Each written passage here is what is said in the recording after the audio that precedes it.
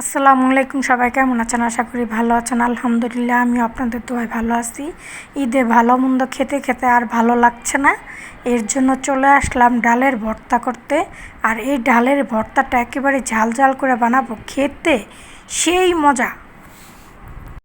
ডালটা সিদ্ধ হওয়ার সময়ই আমি দিয়ে দিলাম লবণ, পরিমাণ মতন লবণটা বুঝে দিতে হবে।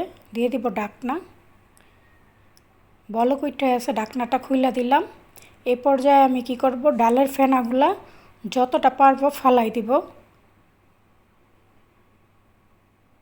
এখন ঢাকনা ছাড়া সিদ্ধ করে পানিটা শুকাই নিব। আরও কিছুটা সিদ্ধ হবে, আবার দিয়ে দিব ঢাকনা। এখন ঢাকনা দিয়ে ডালটা পুরোপুরি সিদ্ধ করে নিছি, এখন নামাই নিব। এখন কড়াইতে দিয়ে দিলাম তেল।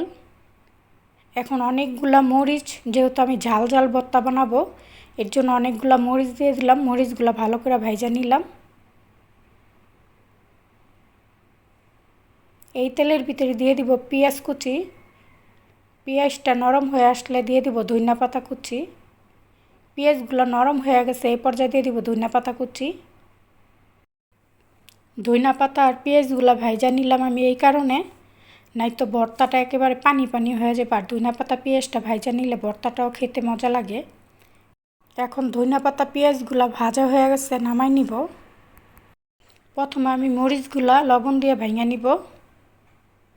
মরিচগুলা ডলা হয়ে গেছে, এখন পেঁয়াজ আর ধনিয়া পাতাটা দিয়ে হালকা হাতে মাইখা নিব ভর্তাটা। চাইলে কিন্তু এই পর্যায়েও ভর্তাটা গরম ভাত দিয়ে খেতে অনেক মজা লাগবে। পেঁয়াজ মরিচটা ডলা হয়ে গেছে, এই পর্যায়ে দিয়ে দিলাম ডালগুলা দিয়ে ভর্তাটা আমি ভালোভাবে মাইখা নিব। আর ডালটা একবারে মিহি করে ফেলাবো না, মাখতে মাখতে ডালটা একটু আস্তে আস্তে থাকবে, তাহলে ভর্তাটা খেতে বেশি মজা লাগবে। এখন দিয়ে দিব সরিষার তেল। সরিষার তেল দিলে ভর্তাটা আরও বেশি মজা লাগে খেতে। মনে হচ্ছে সরিষার তেল আরও কিছুটা লাগবে, এর জন্য আরও কিছুটা সরিষার তেল দিয়ে দিব।